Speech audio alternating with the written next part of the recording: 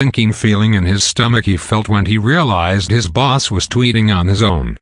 The moment I found out Trump could tweet himself was comparable to the moment in Jurassic Park when Dr. Grant realized that velociraptors could open doors, McConney told Politico.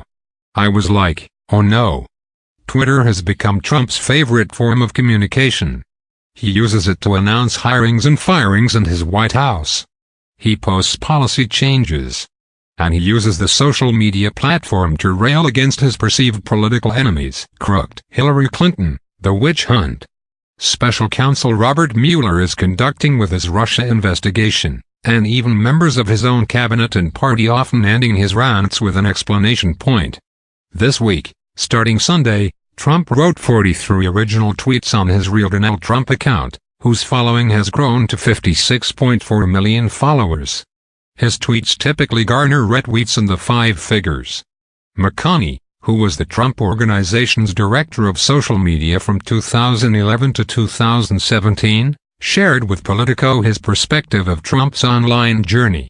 McConney recalled the day February 5, 2013, that he saw a tweet posted on Real Donald Trump which thanked actress Sherri Shepherd for comments she made about the business mogul during an appearance on ABC's The View. He knew he had not posted the tweet. He queried other members of the social media team and they hadn't posted it either, and that was the moment he realized Trump had figured out Twitter on his own. McConney oversaw the account's evolution from its quiet beginnings when it was established in 2009 to Trump's takeover in 2012. McConney, who was 24 when he took the job, had to work out of the Trump Organization's cafeteria, as the company didn't know what to do with him or where to put him. He had to preach the virtues of social media to the Trump family and push to get the business titan to appreciate its value. Trump, McConney recalled to Politico, was initially skeptical of social media. The business tycoon got his start in the New York tabloids and on network television. That was the area where his comfort lay. But when McConney showed Trump how social media could translate into traditional media coverage, the businessman was intrigued. The moment that really sold Trump on the power of the internet was his lunch with former Alaska Governor Sarah Palin in 2011. The two ate pizza together in Manhattan, but most of the media coverage centered on the fact Trump ate his slice with a knife and fork. McConney convinced Trump to record an explanation of his eating technique for a blog post. Trump told the camera, "This way you can take the top of the pizza off so you're not just eating the crust. I like to not eat the crust so we can keep the weight down." His explanation was quoted by several news outlets, much to his delight. That's when he was sold on the concept of social media, McConney told Politico. It was the instant gratification and control that appealed to Trump. And, from there, the account's postings grew. In 2010, before McConney started with Trump, the account had tweeted only 142 times. In 2011, 744 tweets were posted.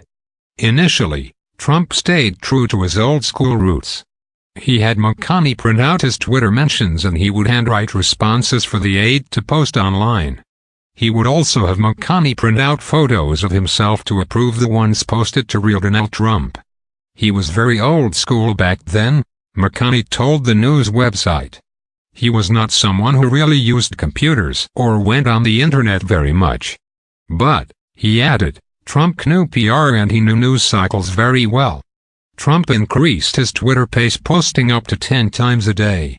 He would call McConney 24/7 to dictate everything from the wording to the placement of dashes and exclamation points. At first the calls came from Melania Trump, who had saved McConney's number in her phone, hit dial and would hand it to her husband. She would also weigh in on Trump's ideas for tweets, speaking in the background as her husband was on the phone with McConney. In November 2012, on a flight to Florida, Trump asked McConney if he preferred iPhones or Androids. McConney said iPhone, but Trump replied the screens are much bigger on the Android. He soon had his own mobile phone and, in February 2013, began to tweet for himself. The implosion had begun. In 2013, Trump tweeted more than 8,000 times.